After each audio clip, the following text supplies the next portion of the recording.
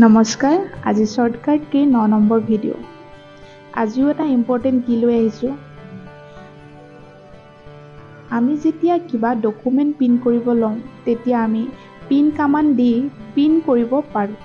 print কমাণ্ডটো আমি মাউচেৰে click কৰি নহ'লে কিবৰ্ডৰ পৰা Ctrl+P কি প্ৰেছ কৰি দিব পাৰোঁ কিন্তু প্ৰিণ্ট কৰাৰ আগত আমি প্ৰিণ্ট কৰিব লোৱা ডকুমেণ্টটোৰ সকলো ঠিকে আছে নে নাই তাক চাই ল'ব পাৰোঁ আৰু হেতুকে কোৱা হয় প্ৰিণ্ট প্ৰিভিউ বুলি এতিয়া আমি প্ৰিণ্ট প্ৰিভিউ অপচনটো কিবৰ্ডৰ পৰা শৰ্টকাট কি প্ৰেছ কৰিও এক্টিভ কৰি ল'ব পাৰি আৰু সেই শৰ্টকাট কিটো হ'ল Ctrl+F2